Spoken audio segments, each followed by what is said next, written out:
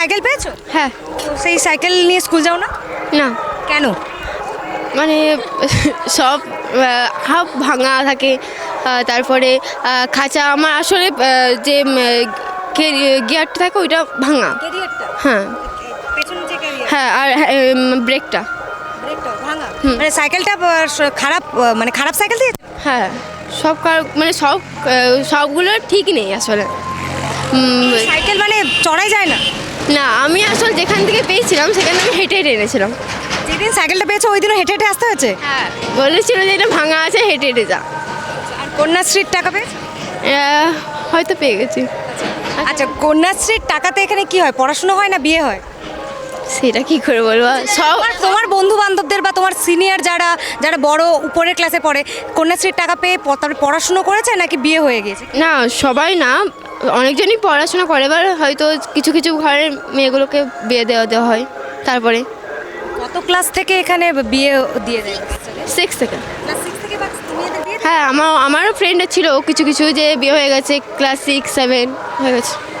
কেন বিয়ে দিয়ে দেয় কেন এত ছোটোবেলায়? আর ঘরে দেখে যে কি করবে, কাজকর্ম করে, দিয়ে দিয়েছে বিয়ে। ঘর পড়াশুনো করে না? না, আর করে না। আমরা বিশ্বাসই করি না যে বিয়ে হয়ে গেছে বলে হঠাৎ, তারপর সবাইকার মুখে শুনি যে বিয়ে হয়ে গেছে, তাই। সবুজ সাথী সাইকেল পেয়েছো? হ্যাঁ, সবুজ সাথী সাইকেল না ব্যবহার করে এটা করছো কেন? সাইকেলটা মানে খুব একটা প্রথমে ভালো দেয়নি, মানে যেদিনে কিছু পার্টস আছে যেগুলো ভাঙা আছে, তার জন্য ওটা নিয়ে আসা হয় না আর কি। তুমি চড়া যায় না সাইকেল? না, মানে এখন চলে যায় না, তো চলে যাবে কিন্তু একটু মানে বাগাতে হবে আর কি। তারপর মানে সাইকেলটা মানে খুব একটা স্ট্রং সাইকেল দেয় না। একদমই না। আচ্ছা, কন্যাশ্রীর টাকা পেয়েছো? হ্যাঁ কন্যাশ্রীর টাকায় পড়াশোনা হচ্ছে? হ্যাঁ। আর এখানে কি অবস্থা, মানে কন্যাশ্রীর টাকা পেয়ে মেয়েরা পড়াশুনো করে নাকি মেয়েদের বিয়ে দিয়ে দেওয়া হয়? কিছু কিছু বাড়িতে তো পড়াশোনা করছে, আর কিছু কিছু বাড়িতে বিয়ে দিয়ে দিচ্ছে। কত বয়স থেকে তাও বিয়ে দিয়ে দেয়, কোন ক্লাসে পড়াকালে? আমাদের ক্লাসে আমি দেখেছি 6 থেকে একটা মেয়ের বিয়ে দিয়েছে, এখন 8 এসে দেখছি প্রায় 10-15 জনের বিয়ে হয়ে গেছে। ক্লাস 8-এর মধ্যেই 10-15 জনের বিয়ে হয়ে গেছে। 9-এ যখন উঠে দেখছি তাদেরকে আর দেখতে পাইনি। তো এখানে তো সরকার থেকে কোনো উদ্যোগ জানো এটা, যে সরকার থেকে বিয়ে রোখার জন্য একটা ব্যবস্থা নেওয়া হয়, বিয়ে এত কম বয়সে বিয়ে করা যায় না, জানি তো, কিন্তু প্রশাসন থেকে কোনো উদ্যোগ নেওয়া হয় না?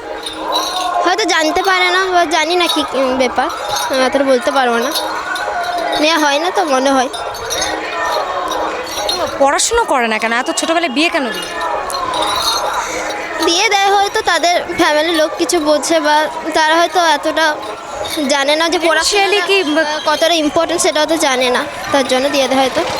ফিনান্সিয়ালি কি তারা দুর্বল, উইক, টাকা পয়সার অভাব?